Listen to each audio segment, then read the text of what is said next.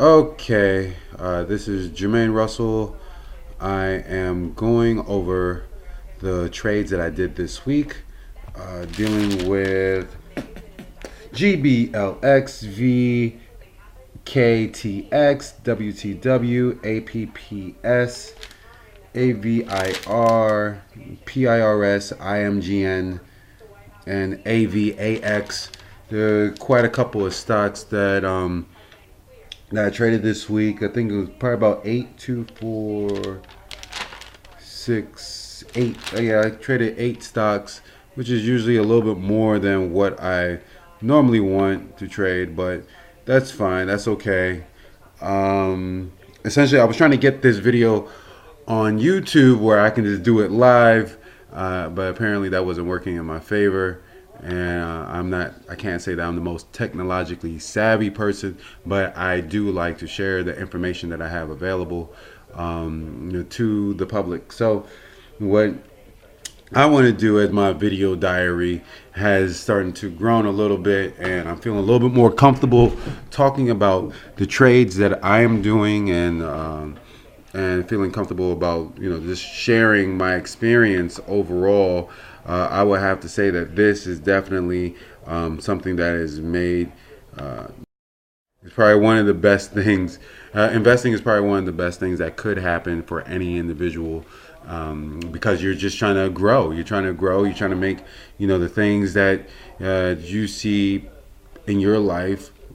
You want them to be a little bit more higher. You want to see more. Am I recording right now? Or am I not? Let's open up the main window, because that's the okay. See, I told you I'm not technologically savvy. I don't know what I'm doing. I just know that I want to share my information.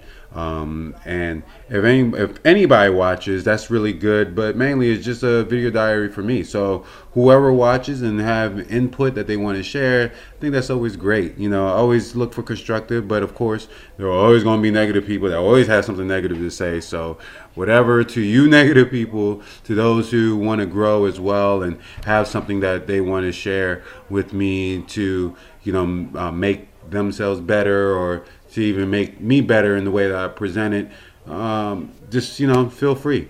So I've jibber jabbered for the past almost 3 minutes now, so let's start going into these stocks themselves. We'll start with GBLX, which GBLX was was one of the first trades that I made this past week. I was holding it around 72 cents, which I got up in here, and this was on Monday. So I was buying probably near the top, closer to the top than I necessarily needed to. But as we're seeing now, is starting to hold this 60 cent area, going back to here and here. So let me see if there's some more room. Sorry, my computer's even acting slow. But just like the metro system today. The metro was acting slow. My computer's acting slow. Everything is acting slow today. I'm presenting slow. It doesn't matter. So right now, I think what I was seeing on Monday, which was the 12th. So let's go here. What I was seeing was essentially this dip going to here. I was hoping that it would break here at the 73-cent level and hold 74, which it couldn't. And I'm saying 74, break 74 actually, which it couldn't. Got up to 72 and then started to trail back down, and from there it's been holding this low for a little, for a couple. Been holding this area. It held it back here, back in the early part of February, and then started to go back to that same area, which was on Friday, to that 58-cent level. The selling pressure is starting to come down, starting to reduce, but we will have to see with this one. This is not probably the best trade that I could have made, but it was something that looked at the time promising. It was probably because of this candlestick that happened on the 5th. I thought that it was going to have some room to run up.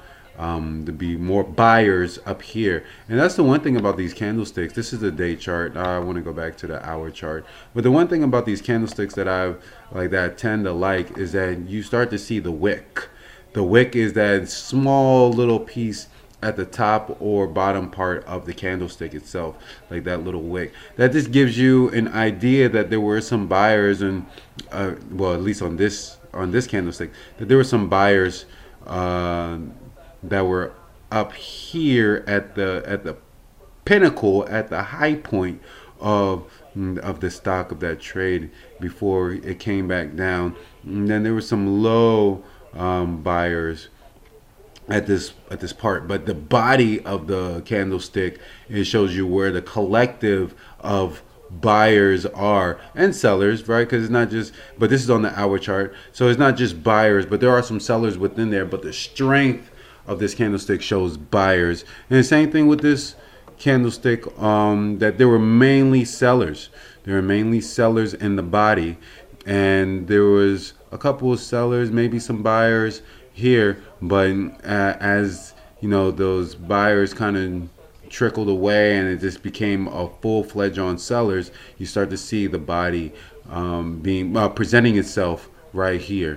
So you know, that's the one thing about the candlestick. You kind of get an idea of where the buyers and the sellers are, and you know, that makes it kind of easier for an individual to get a better understanding of where they should buy or where they should sell, based on that candlestick charting. So if I use the hour chart, I'm seeing that, hey, you know, 52 cents is that low, is that really strong support. So in hindsight, clearly that wasn't a chart that I should have bought. On the hour chart, even, you know, back here everything was above the 100-day moving average, but over here everything is below, which even shows it's more bearish in my understanding. Now on the day chart, the 1-day chart for the year, you see that everything is over this 100-day moving average. And so what I'm starting to see now is that if it's on the hour chart, and you know, using all time frames are always great, and you should not ever not look at these different time frames. So always look at the different time frames. There's so many different time frames that you can look at, and I saw that I did not use all the time frames to my advantage. If I used them all to my advantage, I probably would have been in a better predicament as far as not buying this chart itself. So I ended up losing about 9 cents a share on this trade, which 9 cents I could lose, but I don't want to lose, and I want to make sure that I get into a better position. So with this 100-day moving average, I even marked it, waiting for it to break the 66 cents area. I figure if it breaks 66 cents, it can challenge this 100-day moving average at 68 cents. So I'm hoping that it will have some more upside in the future. This was a bad trade. I shouldn't have traded it. I should have left it alone. VKTX, which was one stock that was moving pretty good. I was watching it actually for a couple of days before buying it on Monday. I saw it from these fours in late January, and then and I knew it was going to dip down, but I just didn't know how far down. I thought it was going to come back down there, and it actually found some support here in the 420 or 520s, 515 area, and then it went from there up to 715. You know, it took a couple of days. It went from the 30th of January up until about the 8th. So the 8th, the day that I bought it, that was the day it decided to hit its high. And then it went to its high, and then it started to trail off. I let that one go at $6 a share after buying it at $6.68 because I was stubborn and did not want to let it go. So that stubbornness kind of kicked me in my ass right then and there. But I also kind of want to see where it's going. So on the 100-day moving average, it's holding above this 100-day moving average, 619 and 618. That it closed at on Friday. So well, actually after hours it went to 632. So it actually bounced off the 100-day moving average. But this is still kind of bullish. It is kind of bullish on the as far as multi-day trading pattern, and on the year pattern is still relatively bullish. This candlestick right here is the first red, and this was obviously it's pretty much break even. Neither the bulls or the bears really had dominance over the stock, but the momentum is starting to shift to go red, and that's what we're seeing right here. It's definitely going to sell off just a little bit, so it might actually go underneath that 100-day moving average that we saw on the hour chart for the past 180 days. So just kind of giving this a look. I don't know if this would be something that I will look at to buy on Monday. I doubt it, but I will, kind of look at it just to see what it does, for the upcoming days. Weight Watchers next. I was looking at Weight Watchers, and I bought this on the 8th during this uptrend. I got in at 70. Let's look at my notes. I got in at 72.30, and this, which was right around here. So I waited a little bit longer than I should have on buying it. And if we look at this day, and now I'm up on it, I kind of waited because I knew that it wasn't just gonna this spike and not go back up, which I don't recommend, but it took a couple of days for it to come back up. But if we look on that actual day, let's see if I can get to that day that it did uptrend. On the day that it uptrended, which was right over here, let's see if it was, no, okay. So this is a 5-minute chart in the past, was it 30 days? 10 days? 10 days. In the past 10 days. So after it broke out right here at 63.75, this was the day before that 8th. The 8th, once it hit that 63.75, it did that within the first 5 minutes, and it held. This is where I should have bought. I could have bought it any time right here in the 60s, and I chose not to for some weird, strange reason. But this is where you start to see that momentum where it just starts to break out, and once it breaks out, you saw that it pulled back here, and then it found another opportunity to break out. So there was two opportunities to buy this stock early in the morning. Once it broke that 63.75, and then once it broke the 64.70. 64.69, 64.70. Once it broke that area, because once it made that dip, and it held the previous day's high, that's when you see the buying action to occur, and then that buying action actually propelled the stock to go further on the day. But unfortunately, it went from what, that, I guess that the day before, that Tuesday, no, this was the 6th. Okay, that was the 6th. This is the 7th. Okay, so on the 7th, this was this the 7th? Hold on, what's going on? I think I wrote down the wrong day on my. No, I didn't. Okay. As I'm following my notes and I'm trying to go back for the week, I'm thinking that, hey, did I copy this down wrong? And the 12th was over here. So I bought over here, not over here. So this was the day. That's what it was. I was looking at this as I look at my notes now. I was looking at this chart prior to that uptrend because I bought somewhere around here on January 30th, 31st.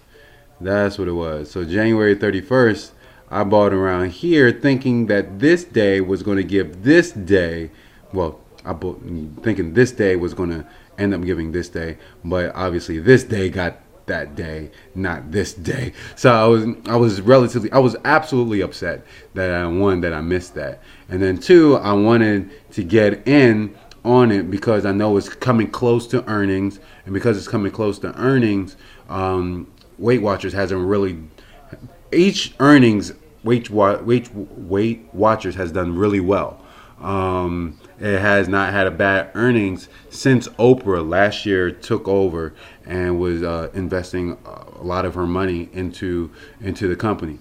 So I'm anticipating another good earnings, even though most stocks, 99% of the stocks I would not buy before earnings. But this stock is the only stock that I will buy before earnings because it tends to have positive results and positive price action. Not even the results. I want to see the price action. That price action is typically positive when it comes to this stock. So, yeah, I bought it on this day thinking that it was going to go up. And then I ended up having to sell. So I ended up buying it again. This was the 8th, 9th, 10th. So I bought it on the 12th.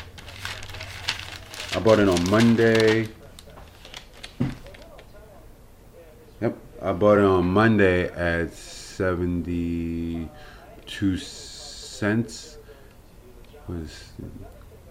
And from there, it's been gradually going up. So I'm trying to be as accurate as possible. So I bought it at 72 cents on that Monday, which was a little bit higher, as you could tell. I bought it probably near the peak. So that's probably one of the biggest things I need to work on right now is not buying near the peak and buying where I can get at the lowest point. So really seeing where the support is. And the support on this one is at 68 cents. Now, if we're looking at the year chart, 68 cents, that was a good support area. So, and this red candle definitely happened on a bad market day. I remember all last week there was some bad days that was happening. So, to see the stock actually come up from that bad day is a good sign. So, we're just going to wait and see what Monday brings. Well, Tuesday, because Monday is off for President's Day. All right, so APPS was the next stock that I bought. And, it's interesting because I bought this at $2.18 because I knew that this was going to have some uptrending. And what it did, it definitely did that uptrending. So on the 12th, I bought it. Looking at it now, I'm kind of mad that I sold. I'm not 100% sure why I sold. So I'm not 100% sure why I sold APPS. I didn't really take the best of notes this past week, so you have to pardon me. Normally I have notes written galore, but this week was kind of scatterbrained for me, so I don't have the best notes on why I sold the stock, and it had been based off the price action. Something happened. But essentially, this 100-day moving average, this is what I've been saying for quite some time. I wanted to get back in at 225, but it definitely just didn't go that way. And I don't see it coming back to 225 anytime soon as it's trying to hold this 240 area. So it's overbought right now on the year chart. So let's see what it looks like on the hour chart. If it's over, and it's over the 100-day moving average on the hour chart. So this might actually still have some room to grow, room to run. I'm seeing that 336, 330, maybe it might come back to 330. I'm kind of not seeing it, but that it's over that 100-day moving average, which gives it a potential of having that pre-market spike. that it likes to have of about 20 cents off its previous day closing price. So right now, I'm just going to aim for that 225 and see if it will bounce back from there. But I do not see myself getting back into the stock. It's it did record some earnings. Let's see what it did on earnings. Let's see. Well, that's the call. I want to see the actual. What did you have? Okay, on. That's probably another reason why I wanted to buy it, because your earnings came out and you earned. There was an actual 1 cent, so they probably did a little bit more than what they expected. What was expected of them. So yeah.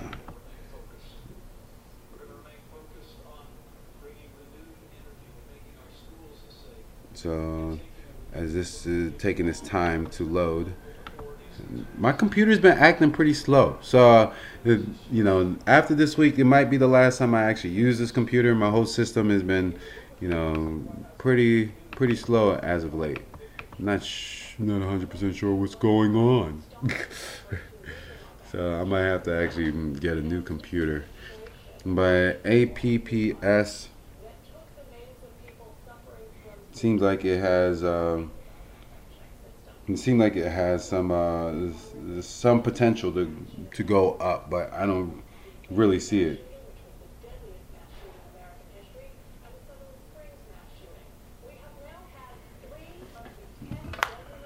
So I'm not 100% sure what's going on.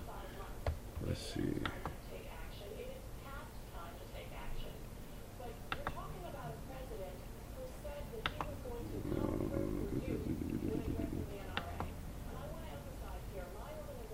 Thank you.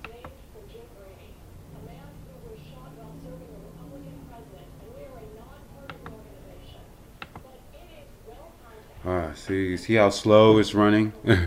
I think I'll probably have to like remove some memory or what have you, or not memory, but I have to free up some memory from the apps that is taking up my memory. So, okay, can we try this again, please? Yay! All right, and just to tell me that there's an earnings call. So, the fiscal report. This is the boring stuff that you actually have to look through the numbers, see what's going on with the stock. Um, so in comparison to last year, has more of a, it's lost $1,000 more. Stock option compensation. Let's see.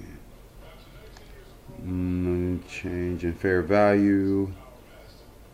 2000. So I guess there was some change. There was some positive change that did occur.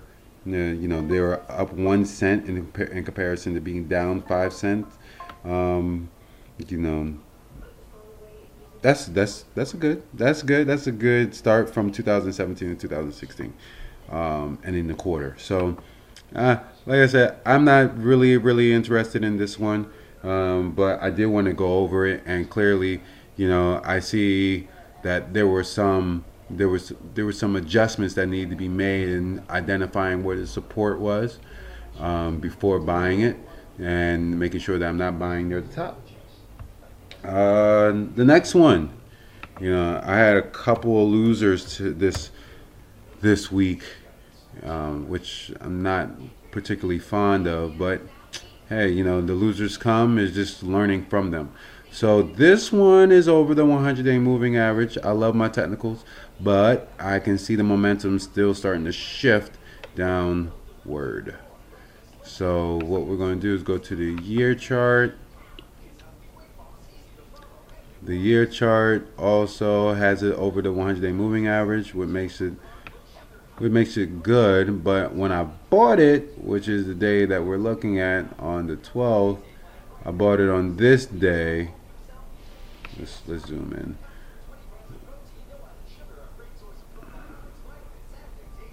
Yeah, I bought it on the 12th, and it did go up another day. It went up to 82 cents. But hold on. Why does it look like there's a shortening of these days? Did you stop trading? I think you stopped trading. Closes merger. That's right. You were supposed to merge, but it doesn't make any. Yeah, I think you stopped trading. You stopped trading after the 12th, 13th. Everything was closed. So this one had a merger with another company because it had a good drug. That was one of the main reasons why I wanted to buy it in the first place. I ended up buying it at 81 cents, and you see that it closed at a little bit above 82 cents. So, you know, I missed out essentially. Yeah, 214. It's no longer available. So, even though I did write notes on this one, there we go. So I did have some. Even though this had closed at 80 cents pre-market, it was at 87 cents after hours. It went to 84 cents, and I didn't think it was going to hold. That's why I sold, and I sold for a minimal loss, 2 cents a share. I sold at 79 cents a share. So, I could have. I guess I don't know what the stock would have done. After the merger, or would there be shares for stockholders? I don't know. But what I do know is that I saw that there was going to be some uptrend, and I was a little bit late to the party because I've been noticing some of these stocks that will bounce off the 100-day moving average, and I'll see it around here. And I remember watching this, like literally watching this in the 60s and 70s, not thinking that it was going to have this type of propelled move to the 80 cent area. So I did miss out on a lot, but I'm noticing where I see these stocks. I'm seeing them right before they actually make this move. I'm seeing them bounce off the 100-day moving average and make this move. So even though I didn't profit off of this one like I could have, I did see that it was starting to make a move. PIRS. That was another pharmaceutical stock that has been uptrending.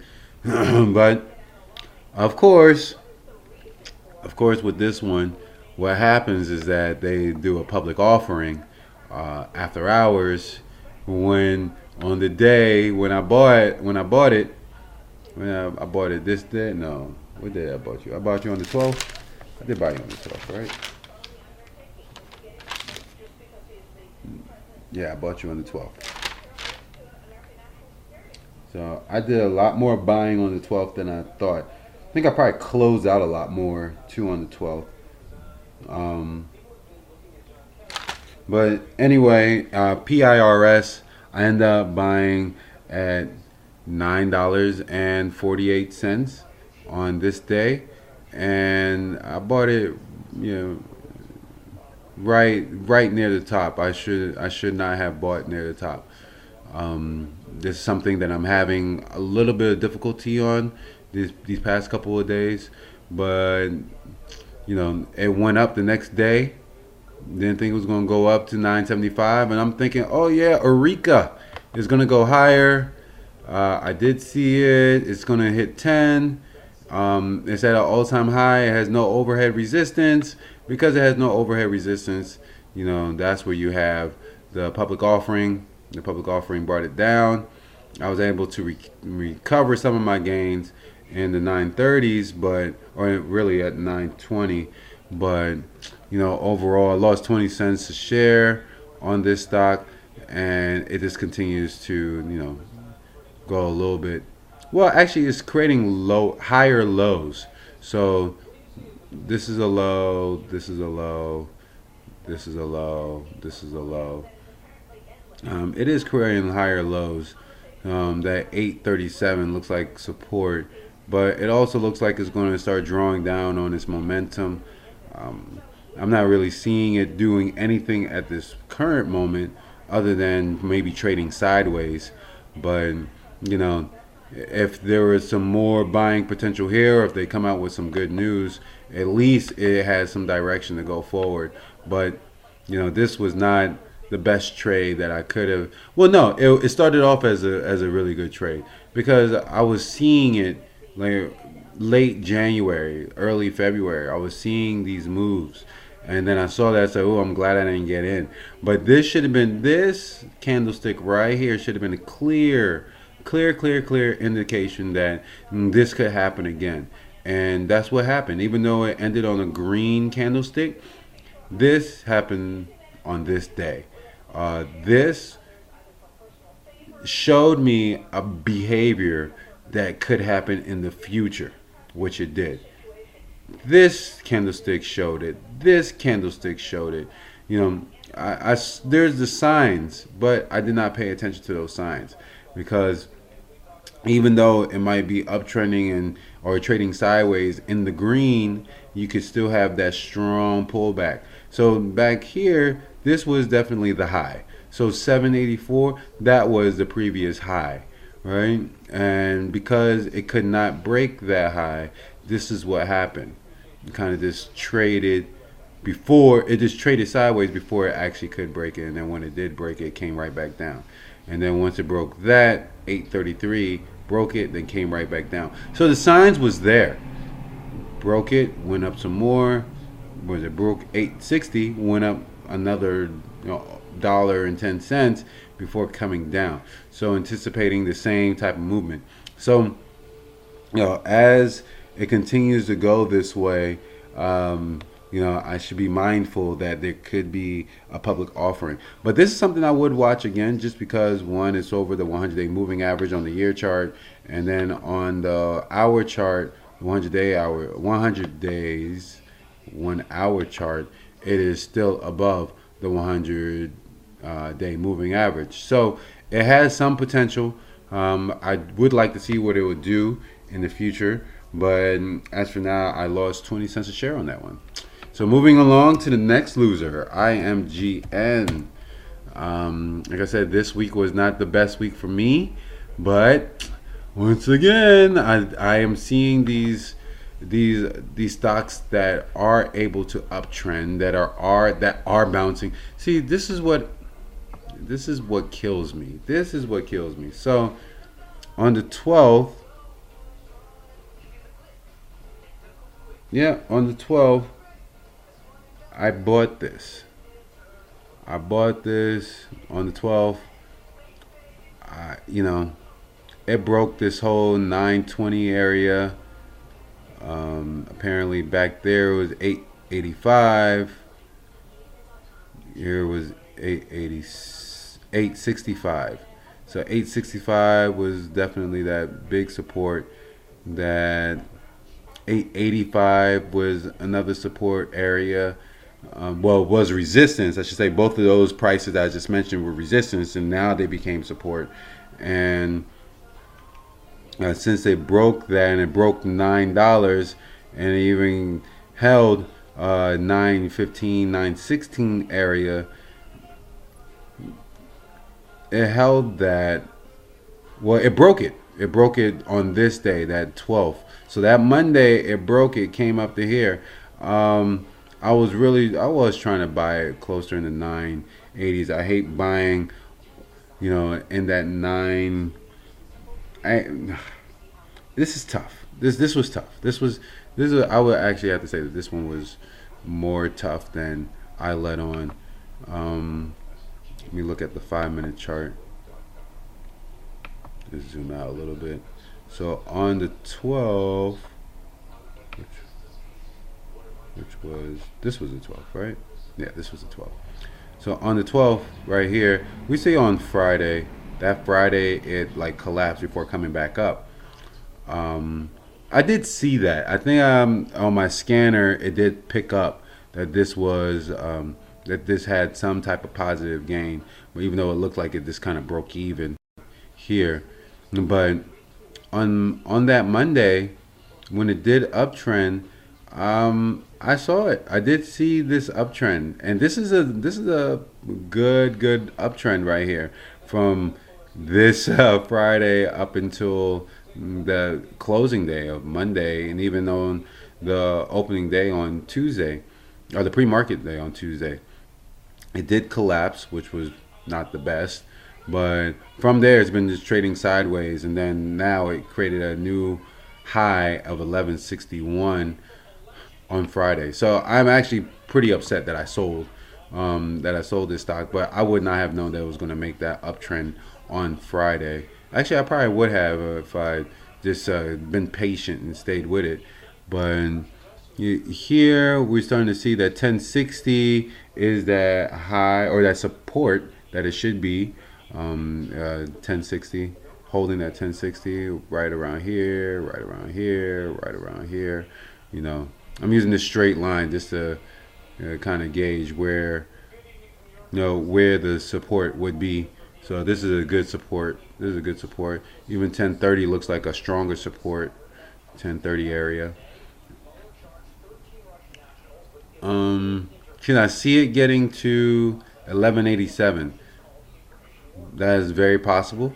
It is not over. Well, it's slightly overbought on the day chart, on the 1 year, 1 day chart. Slightly overbought. It still has some momentum to go up, and this does have overhead resistance, which makes it different from PIRS, because PIRS did not have any overhead resistance. Therefore, the offering went out. So this would definitely be something I would look at for Monday or Tuesday, just because it has not just the overhead support or overhead resistance, but it has some movement due to their narrower than expected Q4 loss. And that narrower, it's narrower data that came out. It just kind of showed that the price action kind of reflected the earnings report. So that earnings came out on the 9th. The 9th, I bought the next day, and the next day you see what happened. It did have some pullback, but after that pullback, I had 3 days of green. So this had 4 days of green before pullback. This had 6 days, 7 days. This had 2 days before a pullback. So I definitely want to see some buying potential in the 1050 area. I would rather get in the 1050 area before I even buy, but I can see this actually going up some more. So this is something that I would look for in the future. But overall, I lost 70 cents, 80 cents on the day. It went from 1030 to 964. So yeah, I didn't do the best on this trade at all, because that following day it just got me, and I got caught. And I got caught with my pants down. I saw that it was only trading in one direction, still held it, and that's how you lose. That's how you absolutely lose. This is right over here. The pre-market, well, after hours in pre-market, it just kind of went up to the 1060, and I was like, yeah, it's gonna go higher, and it was just red candles, and it just went down. So went down. But you know what? The thing about this trade that you can kind of see too is that once it's over that 100-day moving average, it has a potential of staying up above it, and that's what happened over here. It definitely stayed up above the 100-day moving average, and continued into the following day. So you go from $10 to 1167 within not even a full day. I don't even think that was a full day. That was that was from 12 to 12. So you just make all that back. So it's okay. So this was one of the last trades that I made during the trading day on that Tuesday, and like I said, I had a very busy week right after right after these days. So it just gave me a chance just to kind of look over the market and kind of study some things, and really just look over what I needed to do when I'm looking at trades. So I just started following trades, following trades. I wasn't really trading at all. But I did make one last trade on Friday, which was NVAX. I can care less what it really does, but how it trades. And the way I was seeing this on Friday was on. Well, first I had a you know when I was looking through all of these stocks, I was actually between GEN, FGTF, and NVAX. I even kind of looking at GOPH and FUSZ. I was kind of looking at those, but I wasn't 100% sure on how it would go. CIG same way, and even CDXC I was kind of looking at the same way. But when I narrowed it down to NVAX, it started first with how it looked on the day chart. So on the day chart, I did see this bad drop, and Tim Sykes, he talks about this called a bad sushi, because one, it looks great, it looks amazing. Once it's in this package, it looks great. If you did not see that bad drop and you just saw this, okay, come on. If you just saw this, right? You're like, oh, this might have some chance to move, could break this 879 area, 880 area, and you could see it from here, even here and here. Like it had potential, and then it just came out with a public offering. So then these are the things that you kind of don't want to see. You hate it that it happens. See, as I go, no. Oh, did it come out with a public offering? 915, 912. No, actually, it did not. But something must have happened. Something had to have happened during that time. I'm not seeing. Come on, there we go.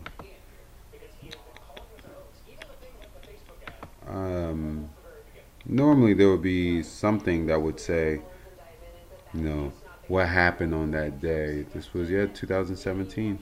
Okay, it's whatever. But uh, at the end of the day, I'm not going to take up the time right now to kind of research my failure on my due diligence on why this happened. But normally, I do not like these stocks. I do not like stocks that do this. The stock that does this is a headache, and that's kind of what happened here. It kind of didn't break out like I was hoping. I was hoping that it would break to the 260s and hold, but I knew it wasn't going to go to 4. 4 is like that ultimate resistance area, but there's a lot of selling that happened here. So I would imagine we would need a lot of buyers to get in here, because as we see, the float is in the 9 figures, not my normal low float between 25 million shares and below. So that's my normal. As of late, I've been picking these stocks that are a little bit higher in that, and that's probably where I'm starting to be faulty in my trading, is picking higher float stocks that really are not benefiting me. Like this was CERC, which is definitely what I remember. Yep, it still had that bad sushi drop, but even then it had that bad sushi drop. It still has that potential of uptrending. See, it's over the 100-day moving average. It's not overbought, and the momentum is positive. So let's see what it looks like on the hour chart. On the hour chart, is it over the 100-day moving average? Yes, it is. So all it has to do is break 425. This is something that I would look at. This is something that fits more of my criteria. It fits more of what I would normally want to purchase. You know, um, NVAX. This is something I'm definitely going to have to just sell on Monday because I cannot guarantee it's not going to repeat what it did back in September of 2017. I cannot say that, hey, it's not going to just retest this 252 area and then break out above that. I can't say that because history has shown that it will test it and then plummet right back down. So pre-market, I'm looking to sell this on Tuesday. Um, and if it does go up, it does go up. But right now, I'm not seeing the benefits of this. So I'm up. I bought it on two different accounts at $2.30. So I'm relatively up, but I'm up 9 cents a share. We'll see. We'll kind of see. This is the one time where once we get to 2 p.m. area, I've noticed that if it cannot hold that 100-day moving average, which it was fighting this 250. It had been fighting this 250 since midday at 12:30, and once it couldn't break it, I saw that it was just going to trend on down. So when we're looking at the 100-day moving average and we do start to see that it's trading above it like that, we also need to take note of when it's having difficulty breaking a certain price. So it tried breaking it here, 1, 2, 3, kind of 4, 5. Like they gave it 5 times, and usually I don't go past 3 times. So I said, you know what? I will hold on to it and see what happens. I don't, but the bad thing about that is leaving it up to chance. So I'm leaving this up to chance. Didn't care to, didn't want to, but I'm gonna have to, and I'm gonna have to trust what I know and see that this stock does start to go up.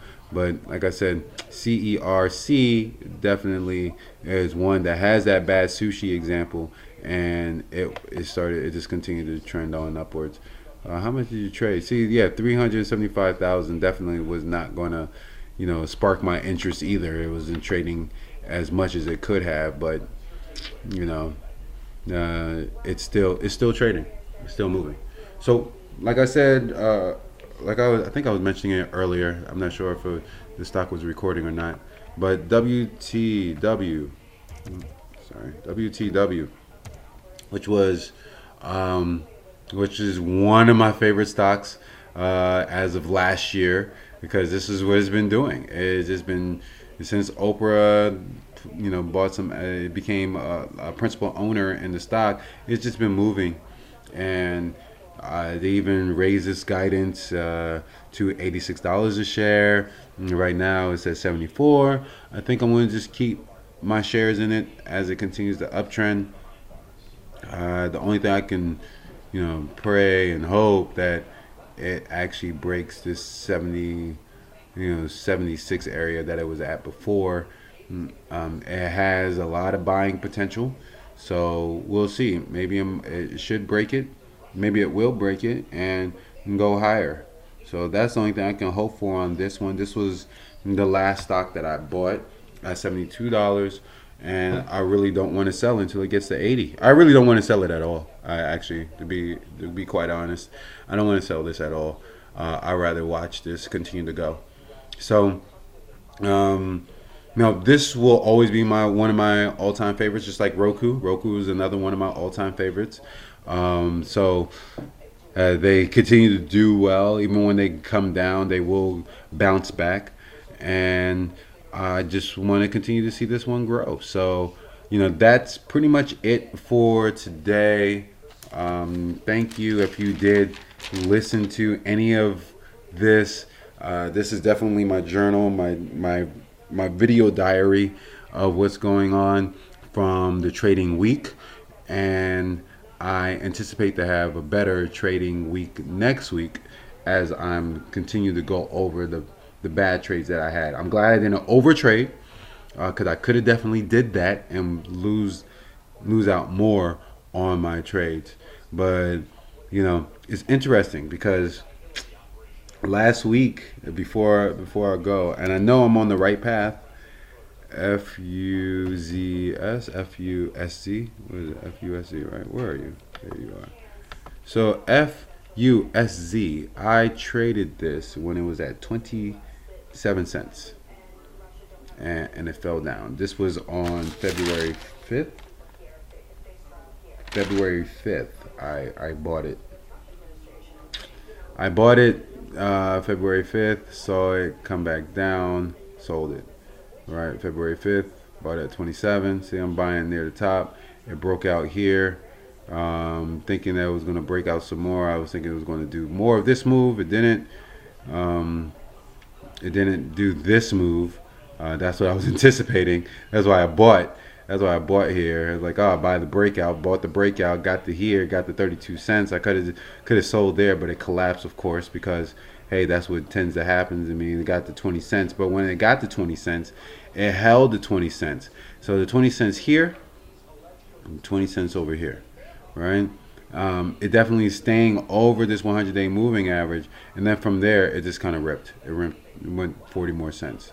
Over a couple of days, 1, 2, 3, 4 days, and it's pulling back down now to 49 cents. So this is the interesting thing. You know, when you go over these trades and you kind of see, you know, the trades that you knew that was going to do well, and then you know, out of impatience or too much patience, it goes against you, and it starts to do its own thing, and then it starts to trade again like you thought it was originally going to do. So it took a couple of days, and I know that these were, you know, bad market days, but still, you know, I saw it coming. Let's look at another one. Let's before I log off of this, AMFD.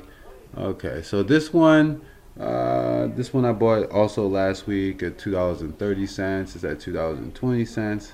That's fine. So I'm glad this one didn't like break out, but this wasn't the best stock that I could have bought it either. So you see how flat it's been. Like, I don't know what really compelled me other than it being over the 100-day moving average that it was going to do anything.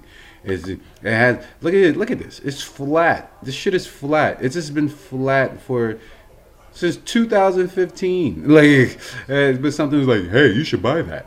Like, no, this was not the best of stocks that I could have bought. Let's look at another one. MRMD. Okay, I bought it at $1.16. It's still bouncing around that area, so yeah, I didn't lose out too much on it. eBay, I bought you. I know you had some good earnings. There was a day that y'all had good earnings. You did this, came slowly down, and it's kind of doing what like Weight Watchers did, except you know this took multiple days. But it's doing essentially what Weight Watchers did. And this right here, the momentum of selling is almost over. So this actually might open up strong on Monday. It's very possible that this could open up strong on Monday, particularly that it has broken the resistance at $42. So, you know, $42. Well, $43. $43.11. So this could actually cause some damage on Monday. And let's see another one. Let's see another one. PTON. I saw that. That's right. POTN. I should say. POTN. That was one. I was buying around here in the 88 cent area. It did go up to 85. Hold up, what day did I buy this? On the 26th, right? Yeah, 26. 26 I bought this. And clearly I was buying closer to the top. So I need to work on not buying as close to the top and really buying at the bottom. So I will be using this on-demand function as this weekend, since it's a 3-day weekend, and you know I have a little bit more time to study and organize some things.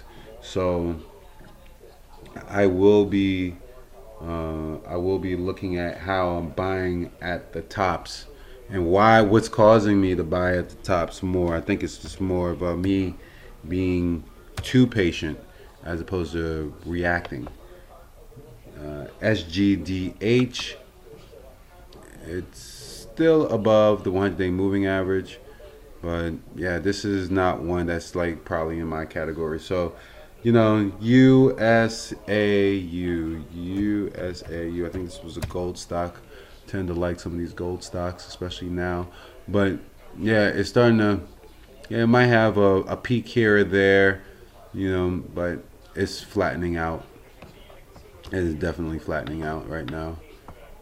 Yeah. So it might actually go bearish and go below the 100-day moving average. So, you know, I'm I'm glad that I sold those.